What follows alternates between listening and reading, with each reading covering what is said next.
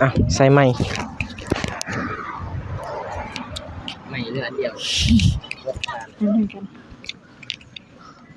น้องหน่อยกับน้องไม้อันนั้นรู้สึกยังได้มือนี่หลังคาแล้วเสร็จสมบูรณ์รู้สึกดีใจหลายใจลายแต่ขอบใจทางคุณยายทางอาเบาเจ็บที่เพิ่นเขามาเบิ่ง2เบาสายมันคือเพิ่นเห็นขอบใจคนละคนเหรอคนกันเลยให้น้องหน่อยก่อนน้องไม้ก็ได้ขอบใจหลายๆเด้อผู้ใหญ่ใจบุญที่มาช่วยเหลือครอบครัวของน้องไม้และน้องน้อยขออวยพรให้ผู้ใหญ่ใจบุญมีความสุขสุขภาพแข็งแรงปรารถนาสิ่งใดขอให้ได้สิ่งนั้นความเจ็บอย่าสุใดความไข้อย่าสุมีให้มาเท่าใดให้กลับคืนไปเท่านั้นร้อยเท่าพันเท่าสาธุได้แล้วให้น้องไม้ขอบใจหลายๆเด้อผู้ใหญ่ใจบุญที่ช่วยเหลือครอบครัวของน้องน้อยและน้องไม้ขออวยพรให้จงมีแต่ความสุขและสุขภาพแข็งแรงในหน้าที่การงานก็ขอให้ร่ำๆรวยๆเฮงๆปังๆเด้อให้มาเท่าใดก็ขอให้กลับคืนไปสู่ร้อยเท่าพันเท่าเด้อสาธุใช่แต่ขั้นตอนแรกขอบใจหลายเด้อโอ้ยเข้าใจแล้ว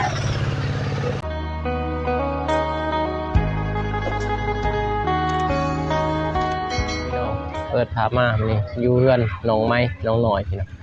เอาหลังคาพี่น้องเอ้ยเสร็จสมบูรณ์ทางสร้างเพิ่นเฮ็ดงามขนาดพี่น้องเอ้ยโอ้งามอีหลีเนาะโอ้พี่น้องเอ้ยบัดมุงแล้วขนาดว่ามันงามสร้างเพิ่นก็ยังบ่ทันเมื่อพี่น้องเอ้ย5 โมงเลยทางเบาสายได้เข้ามาพี่น้องเอ้ยโอ้โดยสบายดีเสร็จสมบูรณ์พี่น้องหลังคาเรือแต่ยังวันนี้ยังอยู่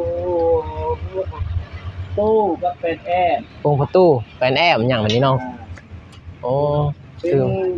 ลูกติงถือว่ายังใกล้ครึ่งแล้วนี่เนาะ40%พี่น้องโอ้ถือว่าหลังคานี่จบสมบูรณ์พี่น้องเหลือแต่ทางข้างล่างบัดนี้นี่เชื้อฟ้าจักโอ้พี่น้องเอ้ยพี่น้องก่อนอื่นก็กราบทักทายสบายดีเด้อเพื่อนพี่น้องหมดสุขคนบ่ว่าจะเป็นภายในหรือว่าต่างประเทศก็กราบสบายดีพี่น้องเข้าสู่2 บ่าวสาย Channel คือเก่าคือเดิมพี่น้องเอ้ยนี่บ่าวสายได้เข้ามาตอนแรกพี่น้องเอ้ยหลังจากที่มาจากบางแบงพี่น้อง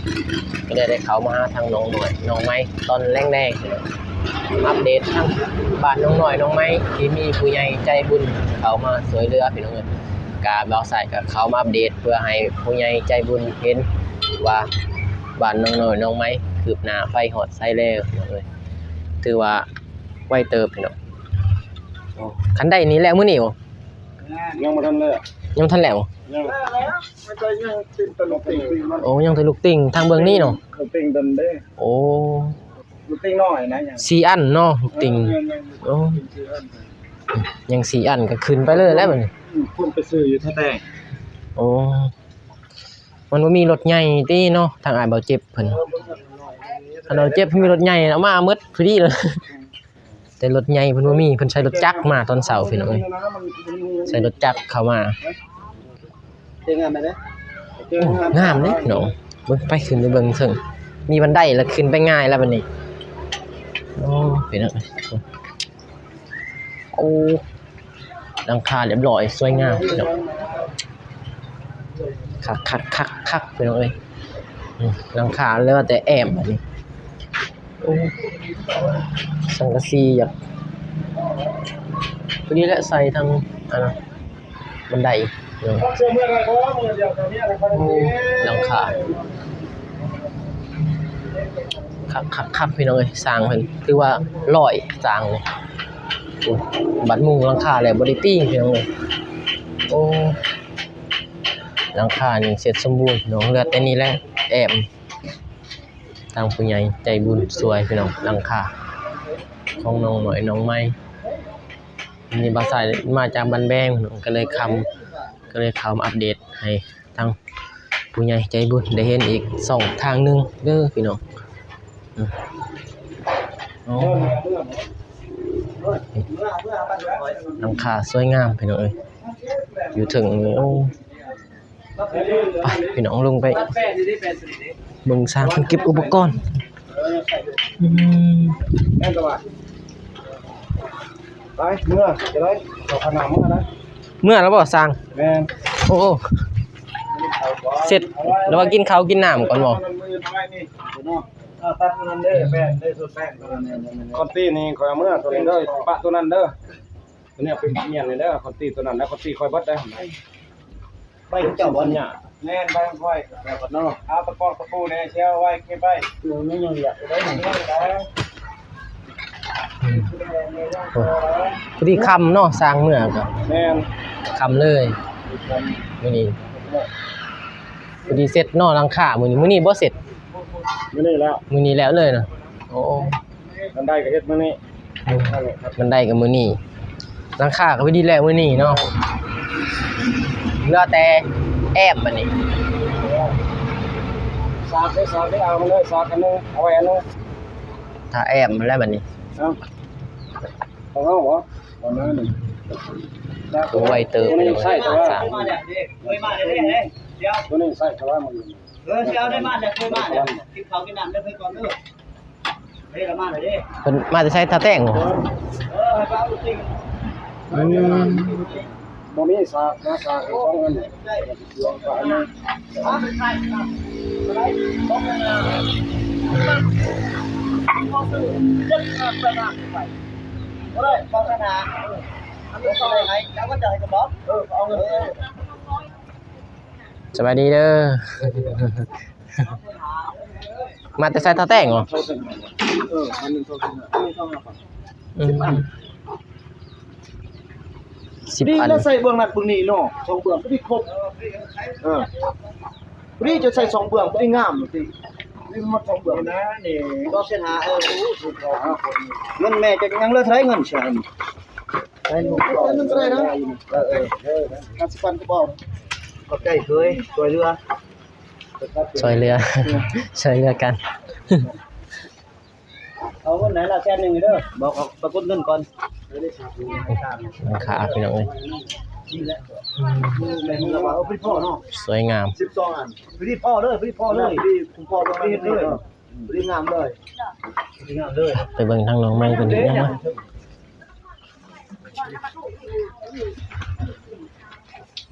น้องไม้น้องหน่อยเฮ็ดหยังนี่น้องรถขนานบ่คำหมดเด้มี5โมง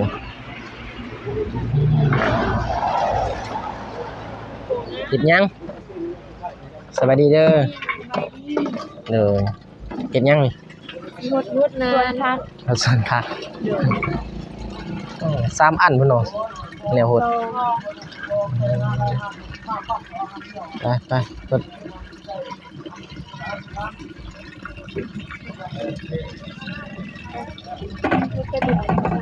เปิดอาวุธตัวนั้นครับผมเขาจะงานสลากจะงานกับเขาผมโอเค โอเคไปเลย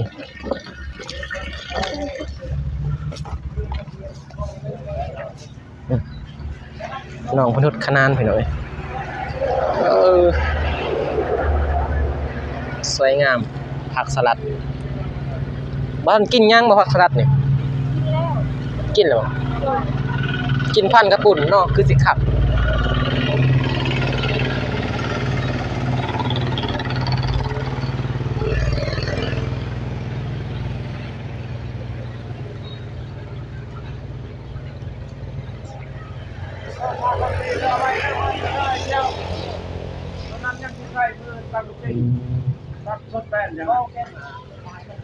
มุมนี้งามเพื่อนคนทางหนองคนขนานไปหน่อยกินแล้วเขายังทำแรงวะได้ยังกินมื้อนี้ตอนเพลนหน่อย กินแกงผักอ๋อแกงผักซื่อๆนี่ แกงผักซื่อ บ่มีแนวกินบ่มีศีลนี่ป้าบ่แกงใส่ไปแห้งนิดนึงอ๋อได้แล้วพอมันนัว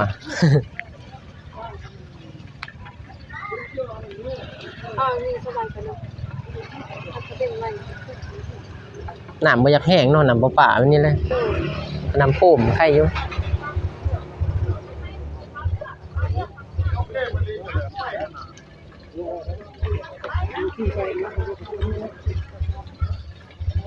น้องเพิ่นทดขนานพี่น้อง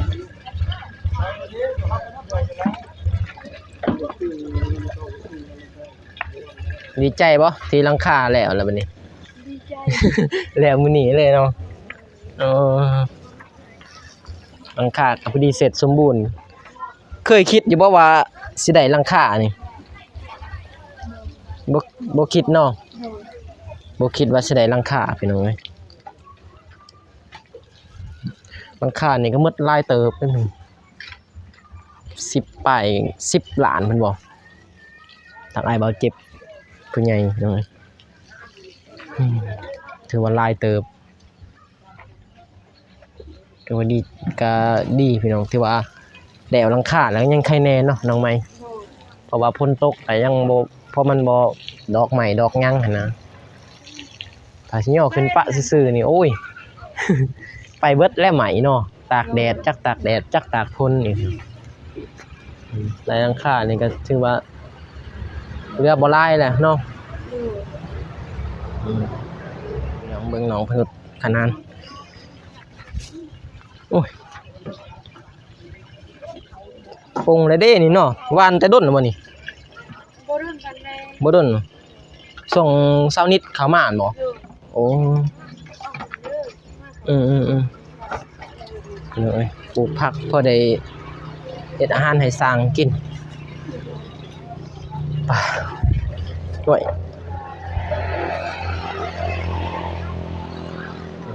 ลงหน่อยพดผัก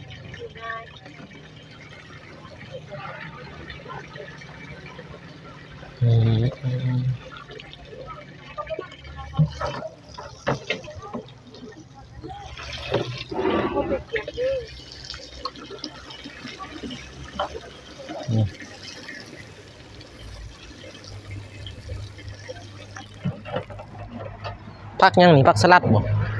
แม่นบ่กาดโอ้กาดผักบ่งปลูกผักกาดผักบ่งพี่น้องพอได้กิน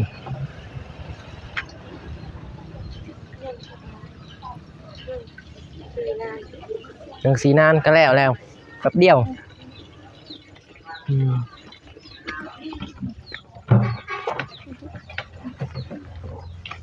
เขาเดียวพี่น้องนานบ่ลายปานใด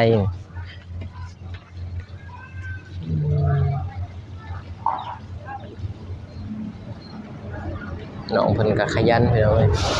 มาจากเฮ็ดกินให้สร้างมาจากรถขนานพี่น้องเพิ่นตกงานส่งนี่เพราะว่าออกจากงานเพื่อมาเฮ็ดกินให้สร้างพี่น้องเอ้ยก็ไอ้ต้นน้องเพิ่นพี่น้องเพิ่นก็ออกมาแต่งานบ่ได้เฮ็ดงานเลยตอนนั้นเพิ่นก็เฮ็ดงานอยู่พี่น้องเพิ่นเฮ็ดงานขายน้ำมันพี่น้องแต่ตอนนี้น้องเพิ่นบ่ได้ขายน้ำมันก็เลยมาเฮ็ดนั่นของกินให้สร้างพี่น้องสร้างกินข้าวกินน้ำเฮ็ดเฮือนเฮ็ดซ่านของน้องเพิ่นนี่แต่มื้อนี้นี่ถือว่าหลังคาเรียบร้อยแล้วเด้อพี่น้องมื้อนี้ถือว่าร้อยพี่น้องหลังคาเสร็จสมบูรณ์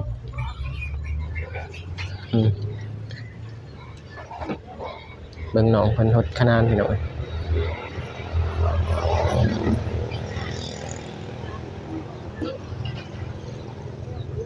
น้องเพิ่นก็บ่เป็นว่าทางบ่าวสายก็บ่เป็นพี่น้องบ่เป็นว่าเป็นทำยังใหม่ๆพี่น้องถ้าประสบการณ์หลายๆพี่น้องก็คือสิเป็นเอาแน่แต่นี่ก็พอได้หน่อยนึงพี่น้องสิว่าได้หลายก็บ่ได้ทำนั่นทำนี่คอยพี่น้องน้องเพิ่นขนาดเรือซองนานน่ะมันปลูกผักพี่น้องพอได้กินให้ยามแรงนี่แหละเนาะตกแรงนี่นี่ทางบ่าวสายมาจากบ้านแบงนี่แหละ ก็เลยมาแวะหาน้องเพิ่นอัปเดตให้พ่อแม่ FC หมดทุกคนพี่น้องเอ้ยที่ผู้ใหญ่ให้ผู้ใหญ่ใจบุญเพิ่นได้เห็นทางน้องเพิ่น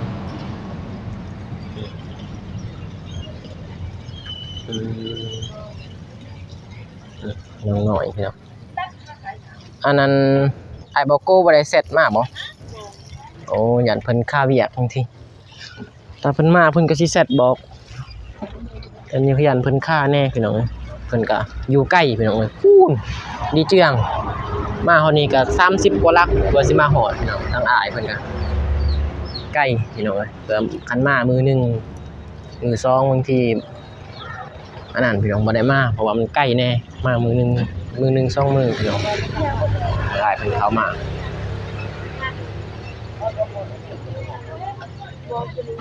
เมืองทางน้องๆเพิ่นอันนั้นพี่น้องอดนานพัก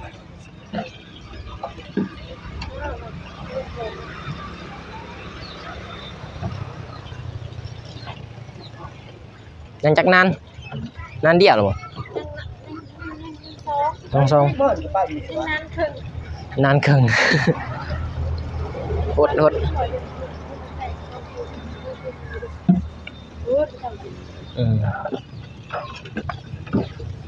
ตัวนี้มักแตงบ่ปูมักแตงบ่นี่ท่านปูอ๋อ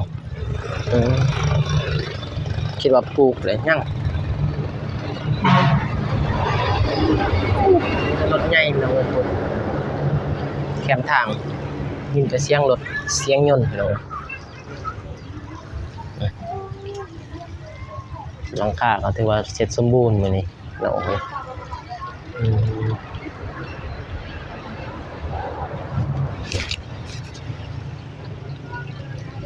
ตอนนั้นปลูกยังมักแตงโอ้ตามแคมปลูกมักแตงคุมหน่อยๆโอ้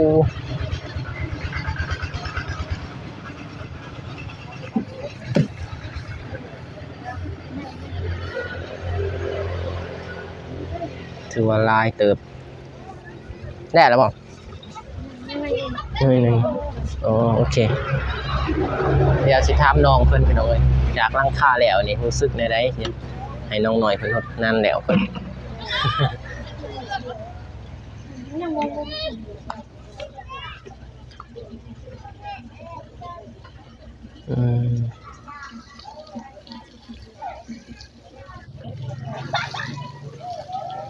ยามแรงๆพี่น้องฮดขนาดอาชีพประจำวันตอนเพี้ยนก็เฮ็ดแนวกินเนาะตอนแรงก็ฮดขนาดจะเฮ็ดแนวกินแล้วพี่น้องใส่ไม้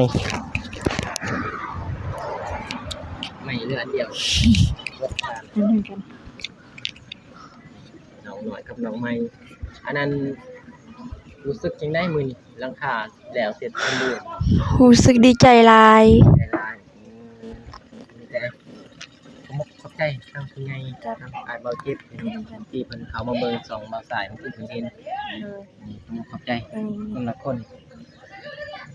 เหรอคนละคนกันเลยให้น้องหน่อยก่อนไม่ก็ได้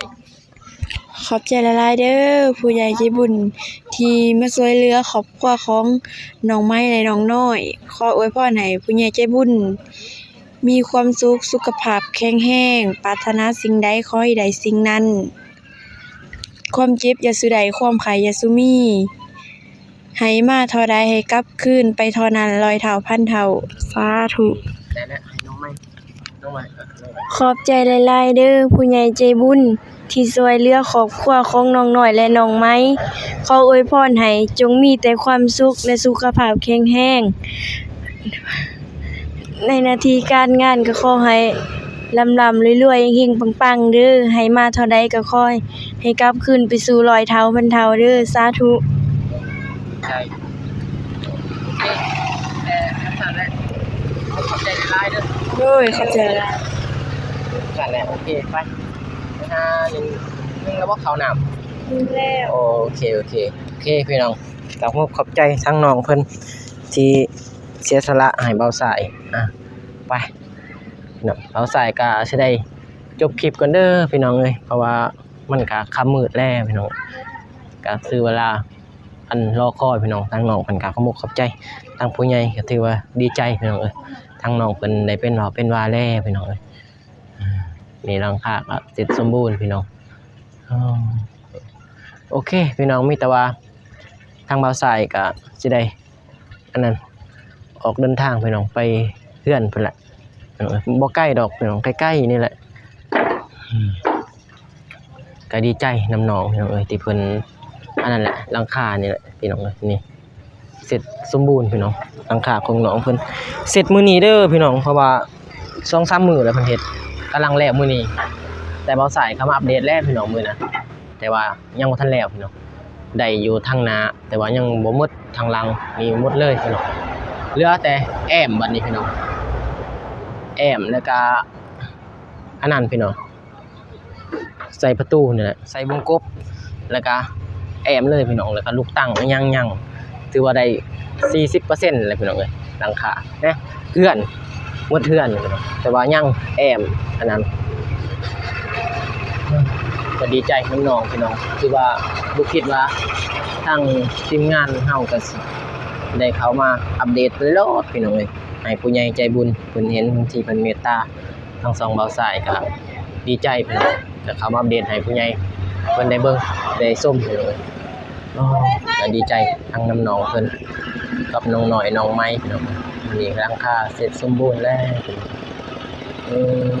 ดีใจน้องๆโอเคพี่น้องบ่าวสายก็สิได้จบคลิปพี่น้องเอ้ยก็สิได้ขอตัวลาพี่น้องไปก่อนเด้อพี่น้องก่อนอื่นก็ขอบใจพ่อแม่ FC หมดทุกคนที่เข้ามาติดตามชมส่องบ่าวสายตั้งแต่ต้นๆมาก็ขอให้ FC ทุกท่านมีแต่ความสุขความเจริญเด้อพี่น้องปรารถนาสิ่งใดขอให้ได้สิ่งนั้นให้ได้ดังปรารถนาความเจ็บอย่าเสียดายความไข้อย่าซึมีพี่น้องให้ร่ำให้รวยเฮงๆปังๆยิ่งๆขึ้นไปเด้อพี่น้องพี่น้องคลิปนี้บ่าวสายก็สิขอตัวลาไปก่อนพี่น้องพอกันใหม่คลิปหน้าเด้อคลิปนี้ขอกล่าวคำว่าสบายดีพี่น้องบ๊ายบาย